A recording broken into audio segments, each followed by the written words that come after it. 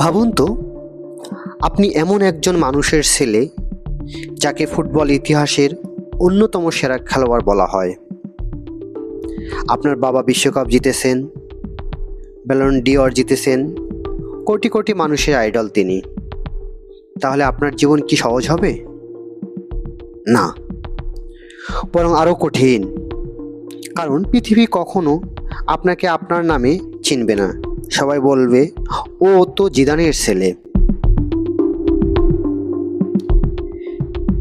কিন্তু আজকের গল্প এমন একজন তরুণকে নিয়ে, যিনি শুধু জিদানের ছেলে নন, তিনি নিজের পরিচয় তৈরি করতে লড়াই করছেন। ফ্রান্সের হয়ে খেলার সুযোগ থাকা সত্ত্বেও কেন তিনি বেছে নিলেন আলজেরিয়া?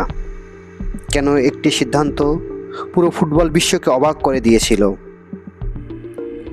আর 2026 বিশ্বকাপ কি হতে যাচ্ছে তার জীবনের সবচেয়ে বড় পরীক্ষা? জানা অজানা বিশ্বের আজকের পর্বে আমরা জানব জিদান পরিবারের অজানা ইতিহাস, আলজেরিয়ার সঙ্গে তাদের সম্পর্ক, লুকা জিদানের কঠিন সংগ্রাম এবং 2026 বিশ্বকাপে তার অবিশ্বাস্য যাত্রার গল্প। ভিডিওর শেষ পর্যন্ত থাকুন, কারণ শেষের অংশে আমরা দেখাবো এমন একটি ঘটনা যা প্রমাণ করতে পারে লুকা জিদান শুধু একজন কিংবদন্তির ছেলে নন, তিনি নিজেও একটি নতুন ইতিহাসের শুরু হতে পারেন। চলুন শুরু করা যাক। আর ভিডিওটি ভালো লাগলে অবশ্যই লাইক, শেয়ার এবং সাবস্ক্রাইব করতে ভুলবেন না। 1998 সালের বিশ্বকাপ ফাইনাল।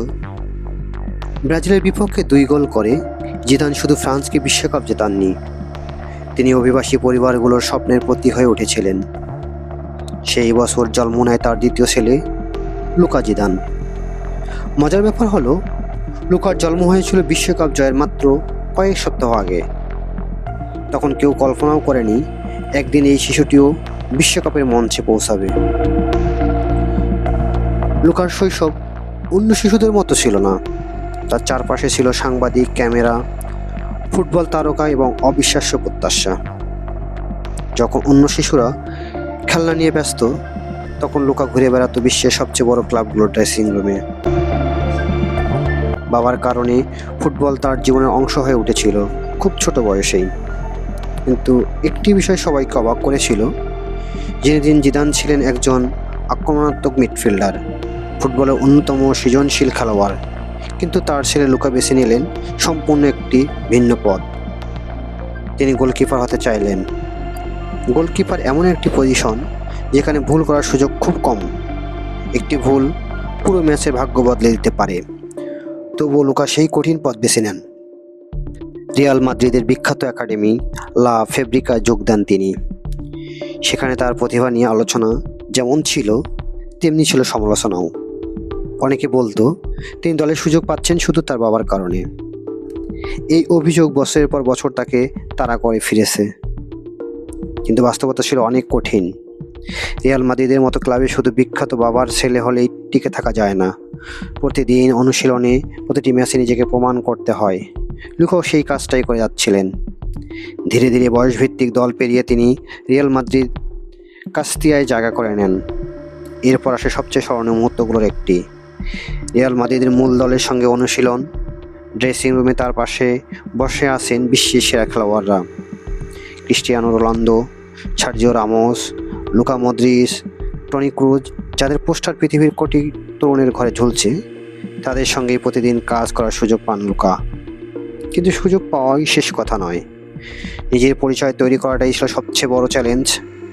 কারণ পৃথিবী তাকে বারবার মনে করিয়ে দিচ্ছিল, তুমি লুকা নও, তুমি জিদানের ছেলে। আর সেই কারণেই জীবনের সবচেয়ে গুরুত্বপূর্ণ সিদ্ধান্তগুলোর একটি নিতে যাচ্ছিলেন তিনি।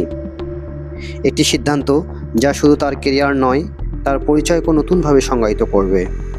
তিনি কি ফ্রান্সকে বেছে নেবেন, নাকি তার পরিবারের শিখরের দেশ আলজেরিয়াকে? সেই সিদ্ধান্তে বদলে দেয় পুরো গল্পের গতিপথ। লুকা জিদানের জন্য সেই মুহূর্তটি এসেছিল যখন তাকে সিদ্ধান্ত নিতে হয়েছিল তিনি কোন দেশের প্রতিনিধিত্ব করবেন। ফ্রান্স, যে দেশ তার জন্মভূমি, যে দেশের হয়ে তার বাবা বিশ্বকাপ জিতেছেন, নাকি আলজেরিয়া, যে দেশ তার পরিবারের শিখর, তার পূর্বপুরুষদের ভূমি? এই সিদ্ধান্ত শুধু ফুটবলের ছিল না, এটি ছিল হৃদয়ের সিদ্ধান্ত। বছরের পর বছর ধরে জিদান পরিবার আলজেরিয়ার সঙ্গে নিজেদের সম্পর্ক বজায় রেখেছে। যদিও জিনেদিন জিদান ফ্রান্সের হয়ে খেলেছেন, তিনি কখনোই তার আলজেরীয় শিকড়কে অস্বীকার করেননি। লুকাও বড় হয়েছেন সেই গল্প শুনে, পরিবারের ইতিহাস শুনে, তার দাদা দাদির সংগ্রামের কথা শুনে। অবশেষে যখন আলজেরিয়ার জার্সি গায়ে তোলার সুযোগ আসে, তিনি সেটি গ্রহণ করেন। সেই মুহূর্তে অনেকেই অবাক হয়েছিল। কেউ বলেছিল এটি আবেগের সিদ্ধান্ত, কেউ বলেছিল এটি ক্যারিয়ারের জন্য ঝুঁকিপূর্ণ, আবার কেউ কেউ মনে করেছিল অবশেষে তিনি নিজের পরিচয় খুঁজে পেয়েছেন। আলজেরিয়ার সমর্থকদের কাছে খবরটি ছিল অবিশ্বাস্য, কারণ তারা শুধু একজন গোলকিপার পায়নি, তারা পেয়েছিল এমন একটি নাম যা বিশ্ব ফুটবলের ইতিহাসের অংশ। কিন্তু নাম কখনো ম্যাচ জেতায় না, মাঠে প্রমাণ করতে হয়, আর সেই প্রমাণের মঞ্চ হয়ে ওঠে বিশ্বকাপ বাছাই পর্ব। আফ্রিকার বাছাই পর্ব পৃথিবীর সবচেয়ে কঠিন প্রতিযোগিতাগুলোর একটি হিসাবে বিবেচিত হয়। দীর্ঘ ভ্রমণ, প্রতিকূল আবহাওয়া, উন্মত্ত সমর্থক এবং শারীরিকভাবে শক্তিশালী প্রতিপক্ষ, সব কিছু মিলিয়ে এটি এক ভিন্ন জগৎ। ইউরোপের আধুনিক স্টেডিয়ামে বড় হওয়া একজন গোলকিপারের জন্য এই পরিবেশ ছিল সম্পূর্ণ নতুন। কিন্তু ধীরে ধীরে লুকা মানিয়ে নিতে শুরু করেন। প্রতিটি ম্যাচে তার আত্মবিশ্বাস বাড়তে থাকে। তিনি বুঝতে পারেন এখানে কেউ তাকে জিনেদিন জিদানের ছেলে হিসেবে দেখছে না, এখানে তাকে বিচার করা হচ্ছে তার সেভ, তার সিদ্ধান্ত এবং তার পারফরমেন্স দিয়ে। এটাই তিনি সবসময় চেয়েছিলেন, নিজের পরিচয়ে পরিচিত হতে। বাছাই পর্ব যত এগোতে থাকে, আলজেরিয়ার বিশ্বকাপ স্বপ্ন ততই বাস্তব হয়ে উঠতে থাকে। স্টেডিয়ামগুলো ভরে যেতে শুরু করে, সামাজিক যোগাযোগ মাধ্যমে সমর্থকদের উত্তেজনা বাড়তে থাকে। প্রতিটি ম্যাচ যেন পুরো জাতির আশা বহন করছিল। অবশেষে সেই কাঙ্ক্ষিত দিন আসে। আলজেরিয়া নিশ্চিত করে 2026 বিশ্বকাপে নিজেদের জায়গা। স্টেডিয়ামে উৎসব শুরু হয়, রাস্তা ভরে যায় হাজার হাজার সমর্থকে। আর লুকা জিদানের জন্য সেটি ছিল জীবনের সবচেয়ে আবেগঘন মুহূর্তগুলোর একটি। তিনি বিশ্বকাপে যাচ্ছেন, কিন্তু শুধু একজন ফুটবলার হিসাবে নয়, তিনি যাচ্ছেন এমন একটি নাম বহন করে যা ফুটবল ইতিহাসে অমর। 2026 বিশ্বকাপ শুরু হওয়ার আগেই তার উপর নজর ছিল পুরো বিশ্বের। সাংবাদিকরা জানতে চাইছিলেন তিনি কি বাবার উত্তরাধিকার বহন করতে পারবেন। বিশ্লেষকরা আলোচনা করেছিল তিনি কি সত্যি বিশ্বমানের গোলকিপার। আর সমর্থকরা অপেক্ষা করছিলেন তার সবচেয়ে বড় পরীক্ষার জন্য। অবশেষে বিশ্বকাপের মঞ্চ প্রস্তুত, পৃথিবীর সবচেয়ে বড় ফুটবল টুর্নামেন্ট, কোটি কোটি দর্শক, অসংখ্য ক্যামেরা, অপরিসীম চাপ, আর সেই চাপের কেন্দ্রবিন্দুতে দাঁড়িয়ে আছেন লুকা জিদান।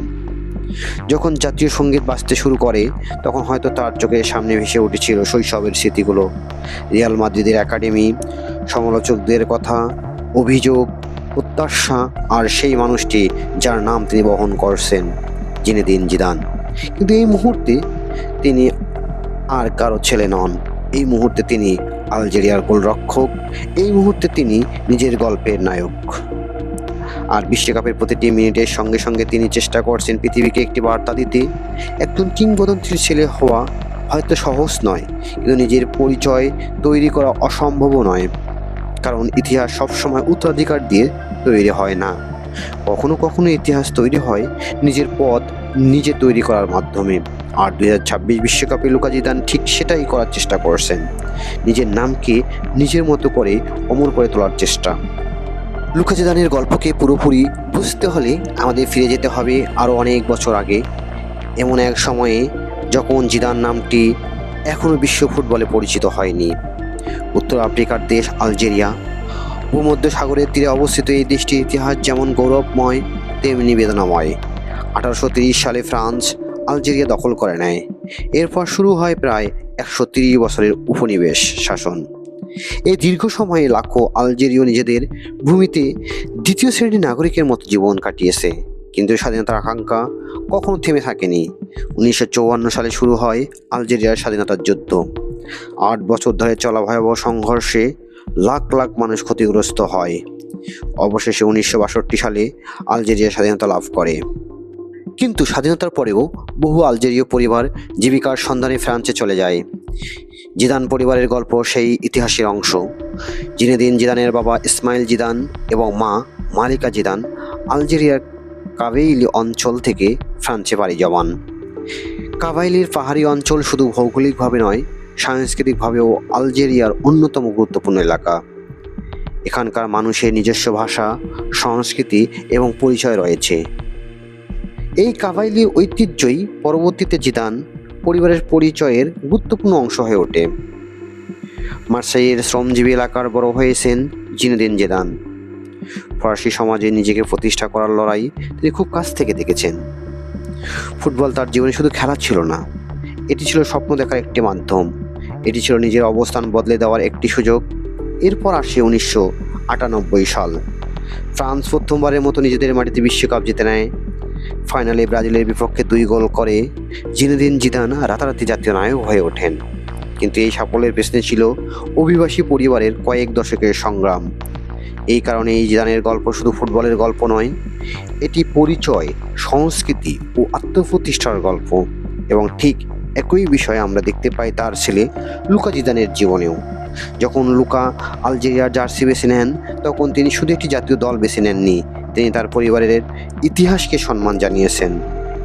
তিনি সেই শিকড়ের সঙ্গে নিজের সম্পর্ককে নতুনভাবে প্রকাশ করেছেন। হয়তো এ কারণেই আলজেরিয়ার সমর্থকরা তাকে এত দ্রুত আপন করে নিয়েছে, কারণ তারা শুধু একজন গোলকিপার দেখেননি, তারা দেখেছে এমন একজন তরুণকে যিনি নিজের পূর্বপুরুষদের দেশকে প্রতিনিধিত্ব করার সিদ্ধান্ত নিয়েছে। ফুটবলের ইতিহাসে এমন ঘটনা নতুন নয়। অনেক খেলোয়াড় জন্ম এক দেশে হলেও খেলেছেন অন্য দেশের হয়ে, কিন্তু লুকা জিদানের ক্ষেত্রে বিষয়টি আলাদা, কারণ তার পদবি বিশ্বের সবচেয়ে বিখ্যাত ফুটবল নামগুলোর একটি, আর সেই নাম নিয়েই তিনি ফিরে এসেছেন তার পরিবারের শিকড়ে। সম্ভবত এই কারণেই 2026 বিশ্বকাপে তার উপস্থিতি শুধু ক্রীড়া সংবাদ ছিল না, এটি ছিল একটি সাংস্কৃতিক ঘটনা। এটি ছিল এমন একটি গল্প যেখানে অতীত এবং বর্তমান একে অপরের সঙ্গে মিলিত হয়েছে। একদিকে 1998 সালের বিশ্বকাপ জয়ী জিনেদিন জিদান, অন্যদিকে 2026 বিশ্বকাপের মঞ্চে দাঁড়িয়ে থাকা লুকা জিদান। 2 প্রজন্ম, 2 ভিন্ন পথ, কিন্তু একই শিকড়, একই পরিবার এবং ফুটবলের প্রতি একই ভালোবাসা। হয়তো এটাই এই গল্পের সবচেয়ে সুন্দর দিক।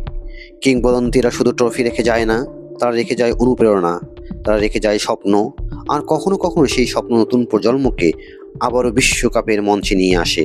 লুকা জিদানের যাত্রা সেই স্বপ্নেরই ধারাবাহিকতা, একটি পরিবারের, একটি জাতির এবং একটি নামের দীর্ঘযাত্রার নতুন অধ্যায়।